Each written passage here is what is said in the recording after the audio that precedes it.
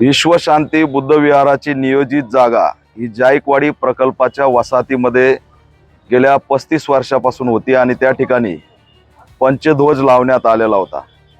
परंतु राधाकृष्ण विखे पाटलाचं हे जे काही खातं आहे, या खात्यातून आता एक नवा घोटाळा समोर येतोय की या वसाहती जुन्या झाल्यात, जुने मालक पुढं करून आणि अनेक टॅक्टिस वापरून कोर्टात प्रकरण नेऊन कॉम्प्रोमाइजला आणायचं आणि त्याच्यानंतर ती जमीन पुन्हा शेतीच्या नावाखाली त्या ठिकाणी मूळ मालकाला द्यायची आणि त्याच्यातून तिसऱ्यानीच त्या ठिकाणी प्रायव्हेट उद्योग उभा करायचे।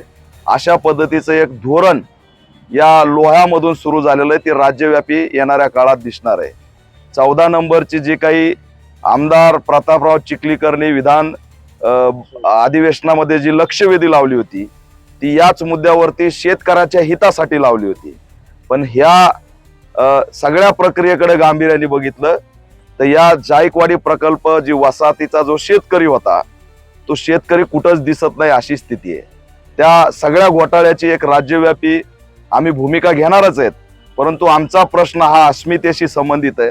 आमचा पंचध्वज त्या ठिकाणाहून काढण्यात आलेला आहे आणि तो काढण्याच्या आधी ज्यांनी काढला त्यांच्या संदर्भात या पोलीस स्टेशनला कोटलवार नामक यांनी एक तक्रार दिलेली, अर्ज दिलेला आहे आणि त्या अर्जाच्या नंतर दबावाची भूमिका त्या ज्यांनी झेंडा लावला होता त्यांच्यावर आलेली आहे।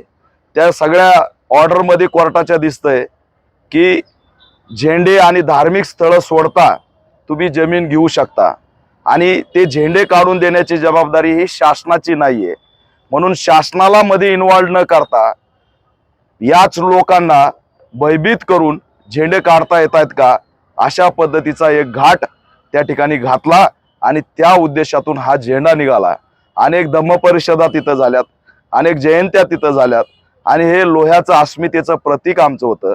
आम्ही लोह्याच्या मतदारांनी प्रतापराव चिखलीकर यांना आमदार केलं आणि आज प्रतापराव चिखलीकर यांच्या मतदारसंघात बौद्ध समाजाच्या अस्मितेचे प्रतीक उद्ध्वस्त केले जातात शासकीय आणि कोर्टाच्या टॅक्टिक्स वापरून। हे दुर्दैवी आहे।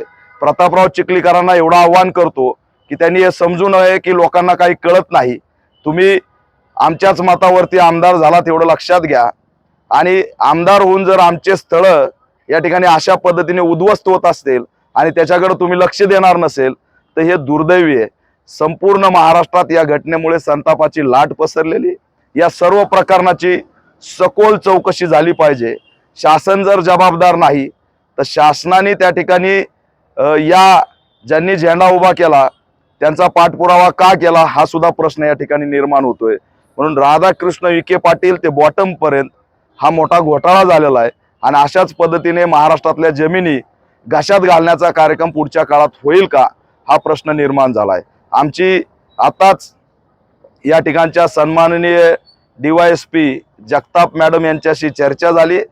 कायदा व सुव्यवस्थेच्या दृष्टिकोनातून त्यांनी त्यांची भूमिका मांडली, परंतु आम्ही त्यांना जाहीर सांगितलंय की आमचं ते अस्मितेचं प्रतीक आहे आणि ते प्रतीक आम्हाला पुन्हा जशाचे तसं उभं दिसलं पाहिजे।